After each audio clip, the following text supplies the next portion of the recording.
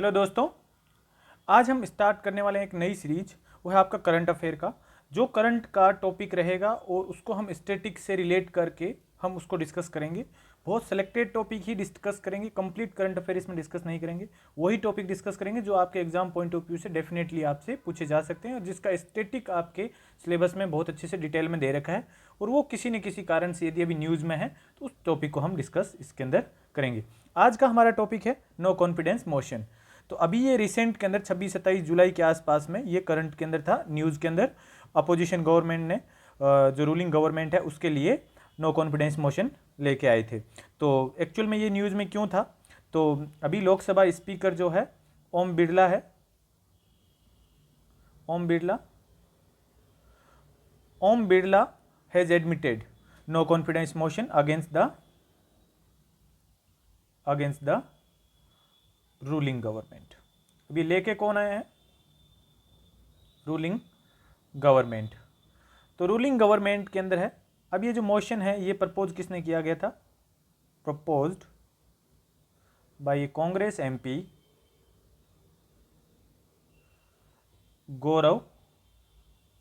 श्री गौरव गोगोई।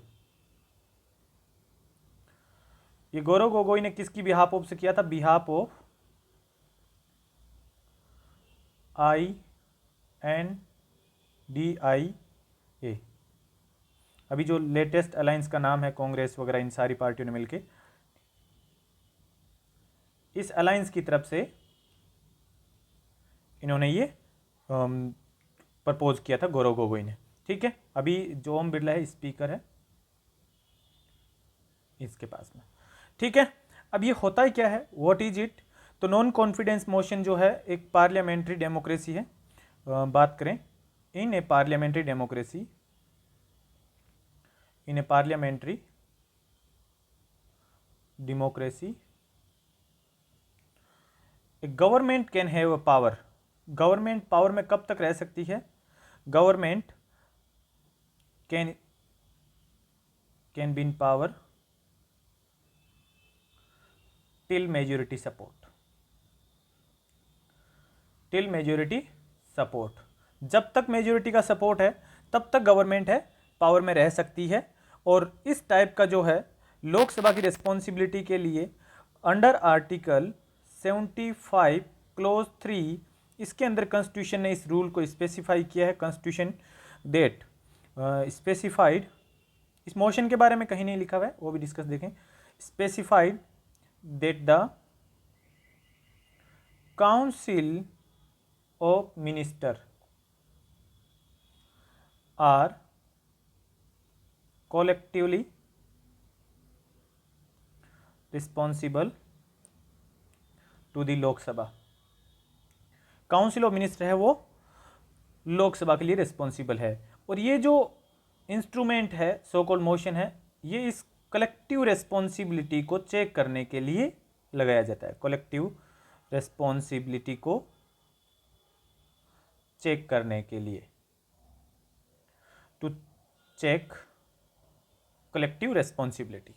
ठीक है, तो जनरली क्या होता है, इस टाइप की जो ये मैकेनिज्म है कलेक्टिव रेस्पॉन्सिबिलिटी को चेक करने की, ये मैकेनिज्म कॉन्स्टिट्यूशन में तो है नहीं, तो mechanism provided by Lok Sabha. Lok Sabha के रूल रेगुलेशन के अंदर है और लोकसभा का रूल है अंडर रूल 198। इसके अंदर कॉन्स्टिट्यूशन के बारे में इस नो कॉन्फिडेंस मोशन के बारे में मेंशन कर रखा है। ठीक है, सो ओवरऑल जो डिस्क्लेमर है वो ये है, the constitution does not mention either a confidence motion or a no confidence motion। Constitution के अंदर ऐसा कुछ नहीं है, सिर्फ और सिर्फ लोकसभा के रूल नंबर 198 के अंदर ये मेंशन कर रखा है। ठीक है, अब हम देख लेते हैं इसकी एलिजिबिलिटी क्या है, कौन इसको मूव कर सकता है। तो एनी लोकसभा एमपी, ये राज्यसभा में नहीं पास हो सकता, ना इसके अंदर मूव किया जा सकता। Lok Sabha MP with the support of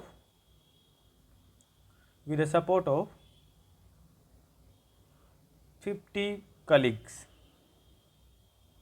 50 इसके साथ में और लोगों का सपोर्ट चाहिए होता है at any point of time.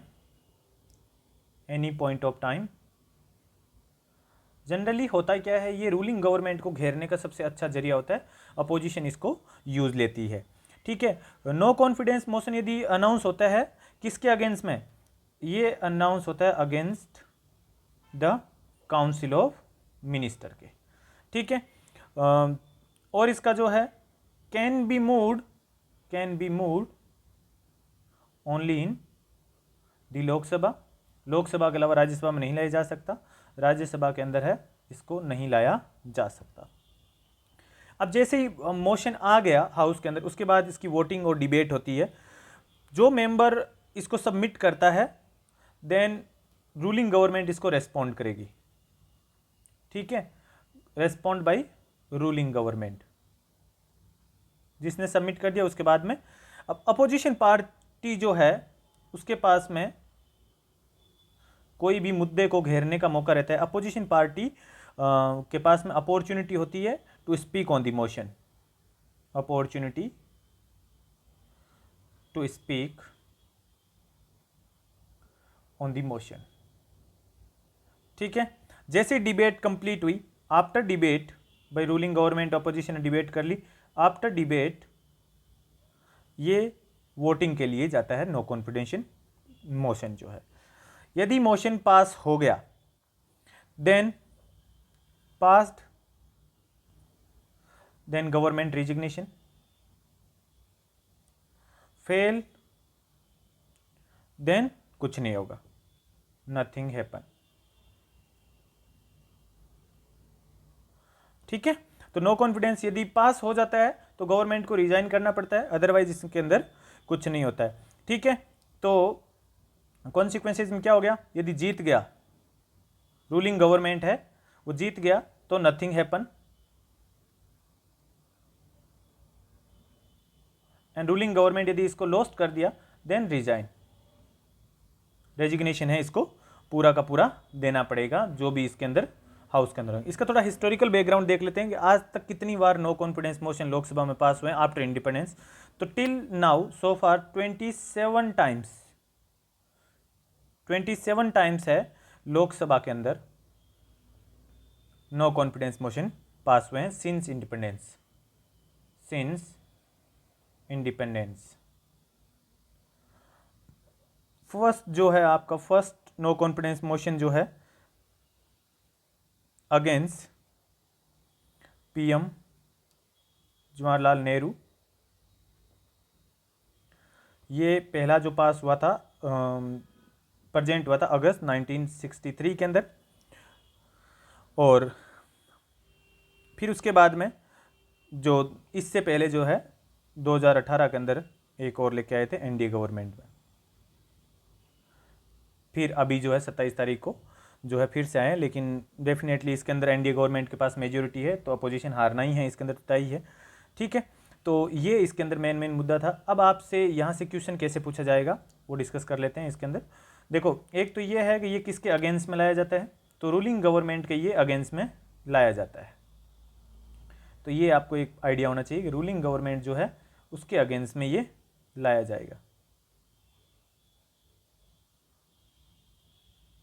चलिए, अब जो है उसके बाद में है क्या, ये इन पार्लियामेंट्री डेमोक्रेसी मेजोरिटी सपोर्ट लेने के लिए है, और ये किसके लिए चेक करने के लिए, कलेक्टिव रेस्पॉन्सिबिलिटी को चेक करने के लिए लाया जाता है। ठीक है, और कलेक्टिव रेस्पॉन्सिबल आर्टिकल 75(3) क्लोज के अंदर ऐसा बोलते हैं कलेक्टिव रेस्पॉन्सिबल किसके लिए है, लोकसभा के लिए है। मैकेनिज्म कहाँ प्रोवाइड कर रखी है, लोकसभा के रूल नंबर 198 के अंदर है। कॉन्स्टिट्यूशन ने इसके लिए कोई मेंशन नहीं किया, कोई कॉन्फिडेंस नो कॉन्फिडेंस कुछ नहीं है। ठीक है, एलिजिबिलिटी कौन है, कोई भी लोकसभा का एमपी इसको ला सकता है with support of 50 colleagues any point of time against the council of minister, और सिर्फ मूव किया जा सकता है लोकसभा के अंदर, ये राज्यसभा में मूव नहीं किया जा सकता है।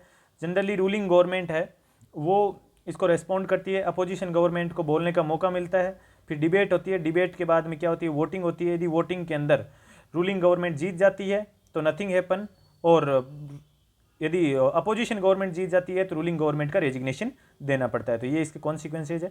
हिस्टोरिकल बैकग्राउंड की यदि मैं बात करूं तो 27 टाइम्स है अभी तक लाया गया है लोकसभा में। पहला जो है जवाहरलाल नेहरू के अगेंस्ट में लाया गया था और 2018 में एनडीए गवर्नमेंट के, देन अभी आपका 2023 के अंदर ये लाया गया था। तो ओवरऑल अपन इसको कह सकते हैं यदि ये पास हुआ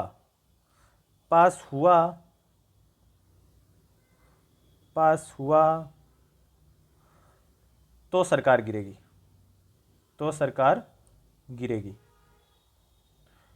ठीक है, तो पास हुआ तो सरकार गिरेगी। इसका उल्टा जो है आपका नो कॉन्फिडेंस मोशन का उल्टा है कॉन्फिडेंस मोशन। यदि कॉन्फिडेंस मोशन पास नहीं हुआ तो भी सरकार गिरेगी। कॉन्फिडेंस मोशन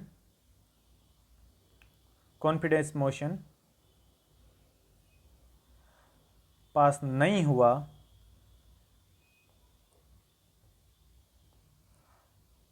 तो भी सरकार गिरेगी।